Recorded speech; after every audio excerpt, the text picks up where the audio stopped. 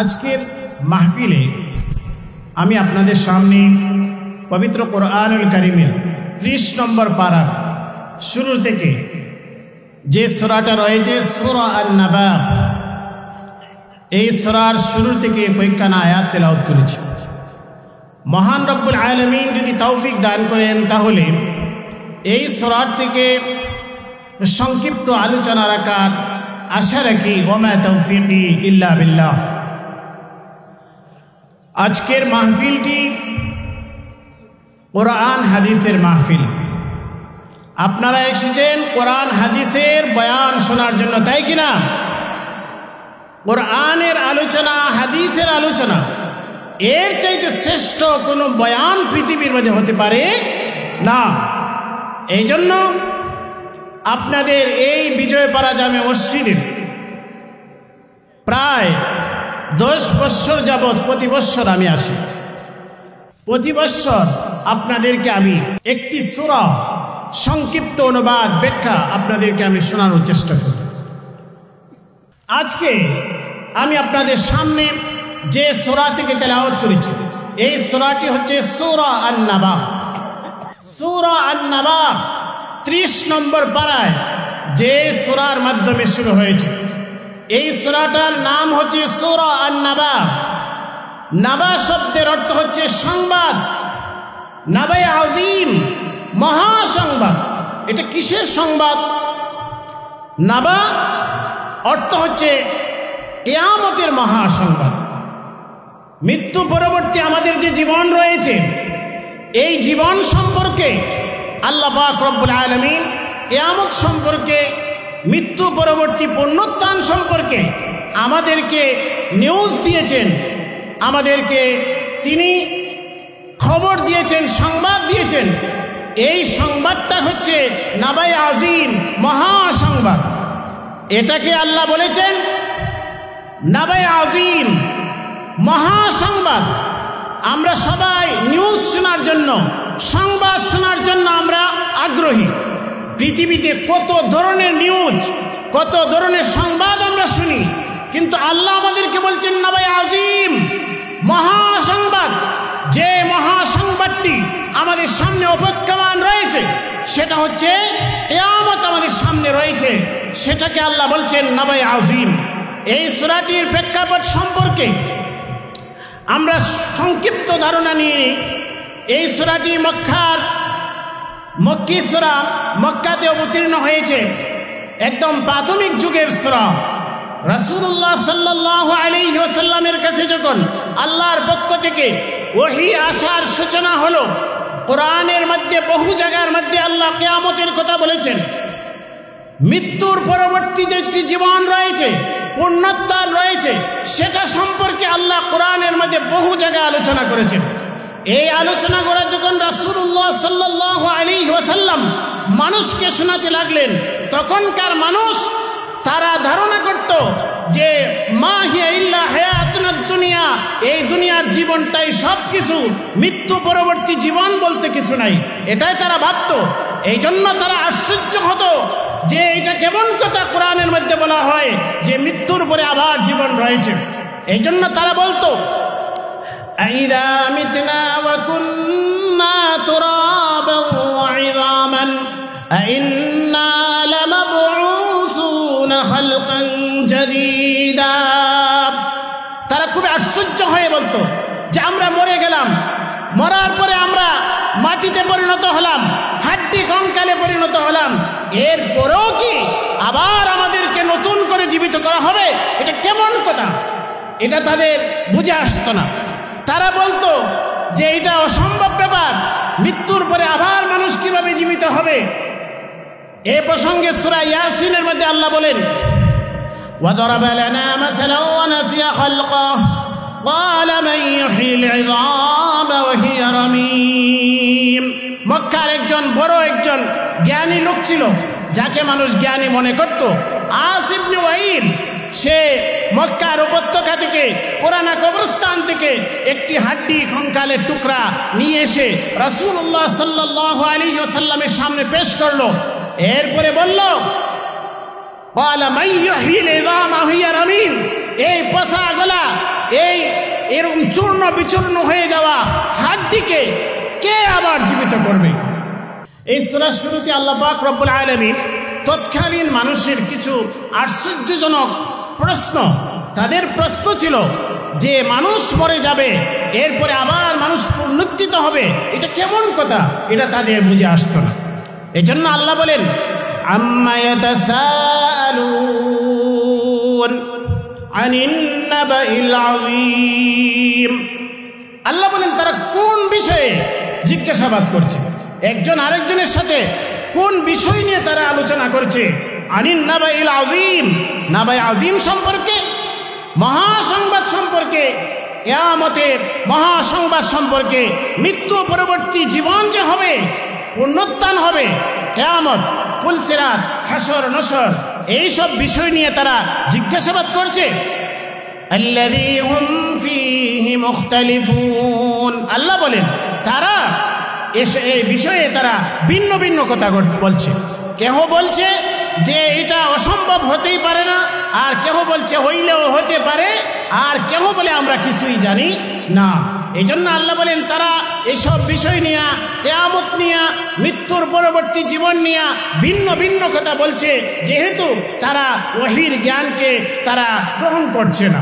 ওহীর জ্ঞানকে গ্রহণ করা ছাড়া এই তাওহীদ, রিসালাত, আখিরাতের বিষয়গুলা বিশ্বাস করা, এগুলাকে গ্রহণ করা কোনোভাবেই সম্ভব হবে না। কোনো জ্ঞান বিজ্ঞান দিয়ে, দর্শন দিয়ে মৃত্যু পরবর্তী জীবন সম্পর্কে ধারণা নেওয়া সম্ভব না যদি ওহীর দ্বারস্থ না হওয়া যায়। এই জন্য আল্লাহ বলেন যে তারা যে মহাসংবাদ সম্পর্কে, মৃত্যু পরবর্তী জীবন, কিয়ামত, কবর, হাসর নসর সম্পর্কে তারা যে বিভিন্ন ধরনের ঠাট্টা মশকরা করতেছে আর বিভিন্ন কথাবার্তা বলতেছে, আল্লাহ বলেন কাল্লা সায়ালামুন।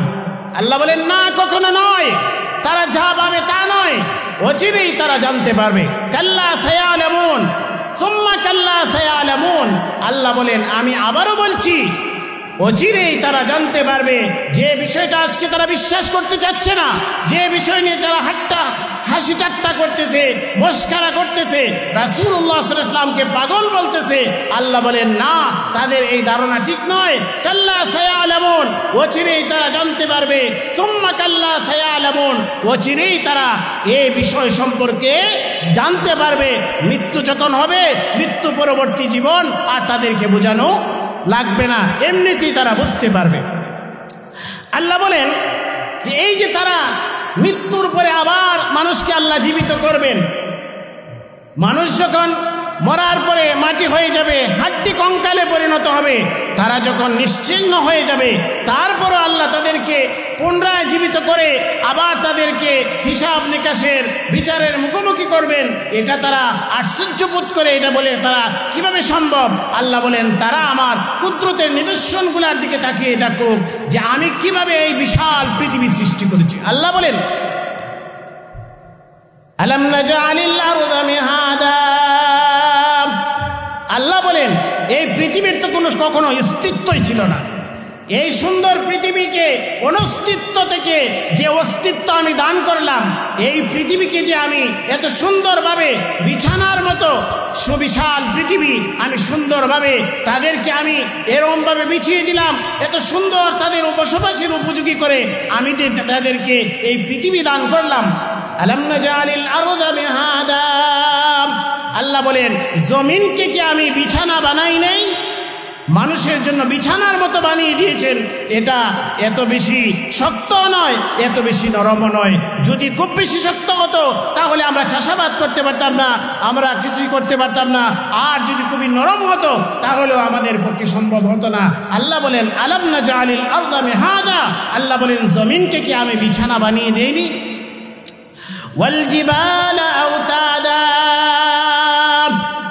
আল্লাহ বলেন আমি পাহাড়কে এই জমিনের মধ্যে প্যারট হিসেবে স্থাপন করেছি। কেন? যে এই পৃথিবীর ভারসাম্য রক্ষা করার জন্য এক একটি বিশাল বিশাল পাহাড়কে আমি পেরেকের মতো পৃথিবীতে আমি স্থাপন করেছি।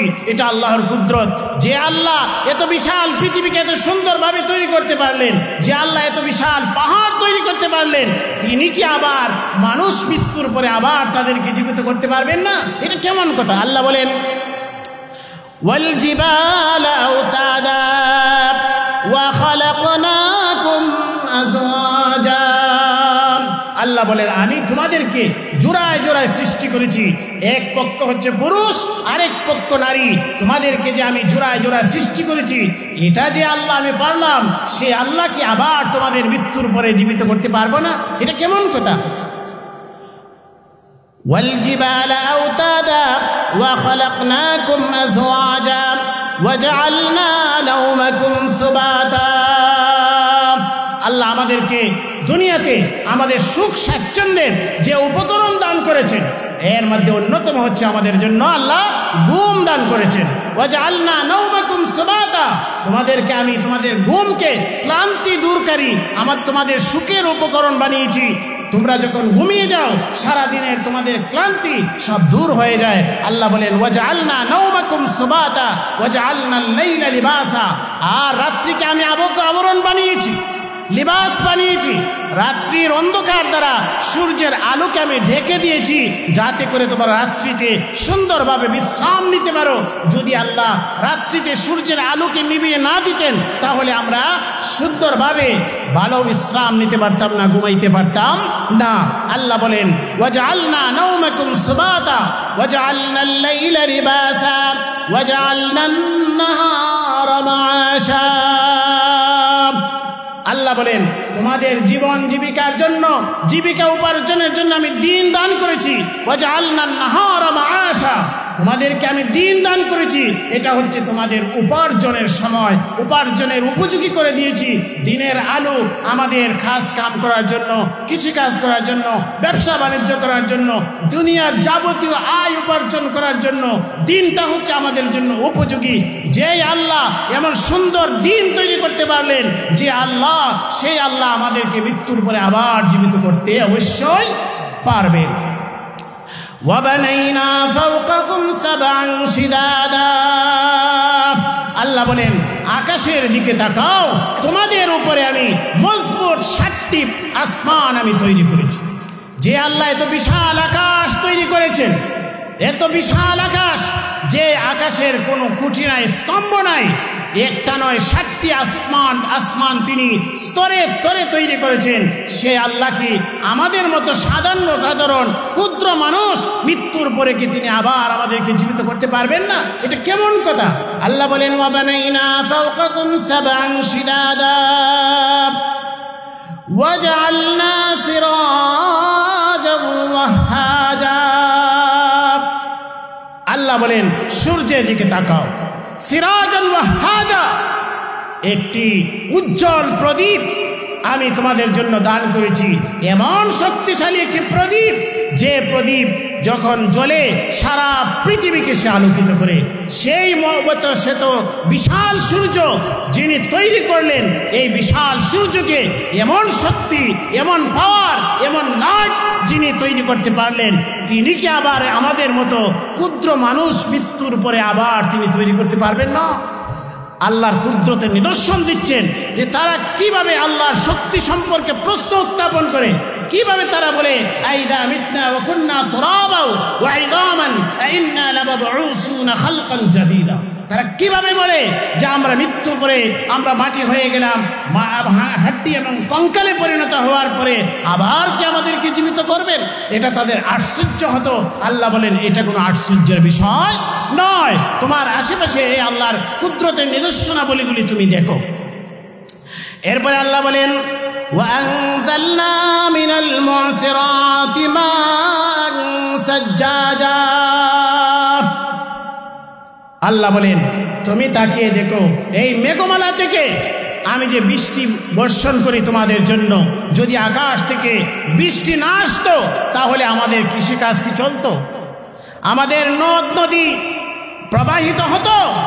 আল্লাহ বলেন ওয়াংসালনা মিনাল মুআসিরাতি মাআন সাজ্জাজা, আমি মেঘমালা থেকে তোমাদের জন্য প্রবল বৃষ্টি বর্ষণ করি। যে আল্লাহ মেঘমালা থেকে এত কুদরতিভাবে বৃষ্টি আমাদের জন্য বর্ষণ করতে পারেন, তিনি কি আমাদের মতো ক্ষুদ্র মানুষকে মৃত্যুর উপরে আবার জীবিত করতে পারবেন না? এটা কেমন কথা? এরপরে আল্লাহ বলেন কেন আমি তোমাদের জন্য বৃষ্টি দান করি? লিনুখরিজা বিহি হাব্বান ওয়া নাবাতা, যাতে করে তোমাদের জন্য উদ্ভিদ এবং বিভিন্ন ধরনের শস্য যাতে করে উৎপাদন করতে পারি।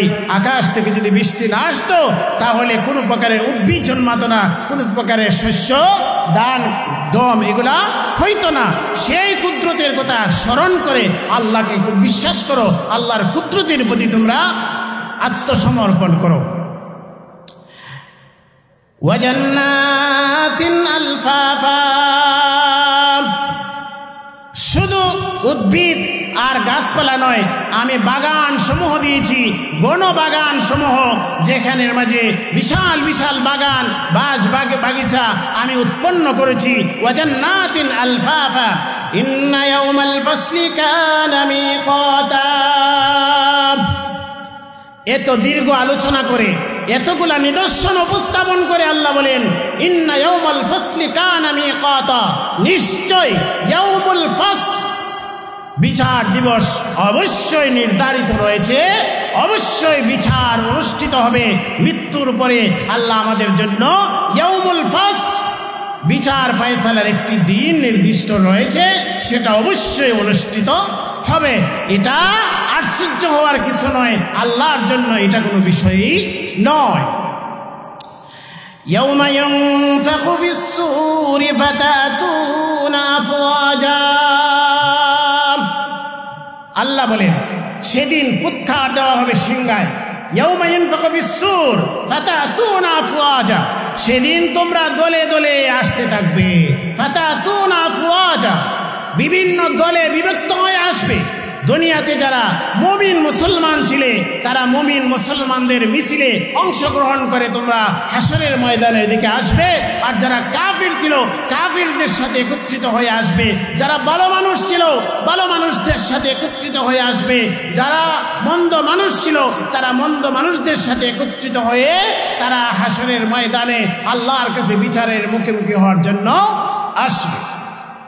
ওয়াফুতিহাতিস সামাউ ফাকানাত আবওয়াবা, আল্লাহ বলেন কিয়ামত অনুষ্ঠিত হবে। কিভাবে অনুষ্ঠিত হবে? আল্লাহ বলেন ওয়াফুতিহাতিস সামা ফাকানাত আবওয়াবা, আসমানকে আল্লাহ খুলে দিবেন। ফাকানাত আবওয়াবা, এই আসমানের বহু দরজা বিশিষ্ট হয়ে যাবে। আসমানের উপর থেকে ফেরেশতারা নিচের দিকে নেমে আসতে থাকবেন। ওয়াসিরাতিল জিবালু ফাকানাত সারাবা, আল্লাহ বলেন পাহাড়গুলি স্থানচ্যুত হয়ে চূর্ণ বিচূর্ণ হয়ে মরীচিকায় পরিণত হবে। ওয়াসিরাতিল জিবাল, পাহাড় চলমান হবে। ফাকানাত সারাবা, এটা মরীচিকায় পরিণত হয়ে যাবে। ইন্না জাহান্নামা কানাত মিরসাদা, আল্লাহ বলেন জাহান্নাম উৎ পেতে আছে, মিরসাদ অপেক্ষমান উৎ পেতে আছে। কাদের জন্য? লিত্তাগিনা মাআবা, যারা তাগিন, যারা নাফরমান, যারা আল্লাহর বিরুদ্ধচারণকারী, আল্লাহর হুকুমের বিরুদ্ধচারণকারী, পাপিষ্ঠ, তাদের ঠিকানা হিসাবে জাহান্নাম উৎ পেতে আছে।